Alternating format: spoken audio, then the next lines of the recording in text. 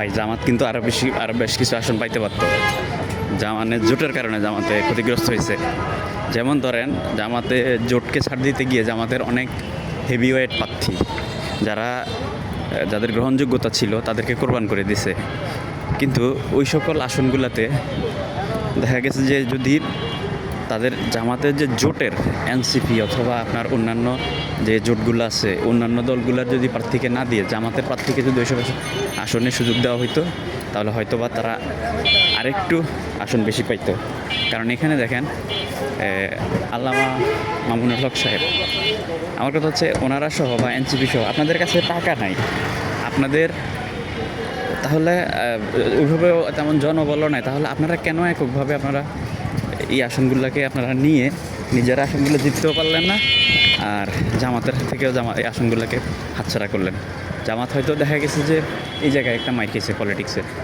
কারণ জামাত চাইছিল যে জোটের লোকদের মন রক্ষা করার জন্য, কিন্তু জোটের লোকদের মন রক্ষা করতে গিয়ে বিএনপির হেভিওয়েট প্রার্থীদের কাছে মানে একেবারে ধরাশায়ী হয়ে গেছে। কারণ হচ্ছে জামাত মনে করছে আরে ভাই বিএনপি আসলে বিশাল বড় একটা রাজনৈতিক দল, তো আপনার জামাত মনে করছে যে আমাদের তো ফেসবুকে জনপ্রিয়তা আছে, এই আছে, আমরা কলা গাছ দাঁড় করাই দিলেও মানুষ জামাতকে ভোট দিবে।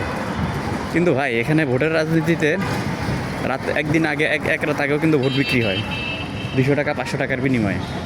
তো যেটা এনসিপি অথবা জামাতের অন্যান্য শরিক দলের কাছে সেই টাকাটা ছিল না, জনবল ছিল না, ভোট কাস্টিং করার মতো, ভোট কেন্দ্রগুলোতে মেকানিজম করার মতো ওইরকম ছিল না। তো জামাতে নাইলে আরও কিছু ভোট পাইতো। আমার প্রেডিকশন ছিল, আমি একটা প্রেডিকশন করছিলাম যেদিন ইলেকশন হচ্ছিল সেদিনই, যে বিএনপি 200 আসনে রাষ্ট্র ক্ষমতায় যাবে, জামাত 100 আসনে বিরোধী দলের ভূমিকায় থাকবে। আমার এই প্রেডিকশনটা একদম বরাবর হইতো এবং আমি আগে থেকেই বলে দিচ্ছি যে বিএনপি রাষ্ট্র ক্ষমতায় আসবে। কিন্তু দেখা গেছে ভোট গণনার আগ পর্যন্ত কিন্তু জামাতের লোকজন মনে করছে জামাত 100% ক্ষমতায় আসবে এবং বিপুল পরিমাণ ভোটে ক্ষমতায় আসবে। কিন্তু যখন ভোট হয়েছিল তখনই কিন্তু ভোট চলতেছিল, তখনই কিন্তু আমি এরকম বলে দিয়েছিলাম। কিন্তু এখানে একটা সমস্যা হয়েছে, সেটা হচ্ছে জামাত ধরা খাইছে শুধুমাত্র তাদের জোট করতে গিয়ে ওই কৌশলের কারণে। তারা যেরকম ইয়েকে বাদ দিয়ে দিছে, চরমনাইকে বাদ দিয়ে দিছে, তো চরমনাই 100 আসন চাইছে, আসন সমঝোতা চাইছে, কিন্তু চরমনাই তো নিজের আসনে নিজে পায় নাই। তো সেখানে চরমনাইকে বাদ দিছে, এটা করছে, একটা ভালো একটা উদ্যোগ নিয়েছে, সময়োপযোগী সিদ্ধান্ত নিয়েছে।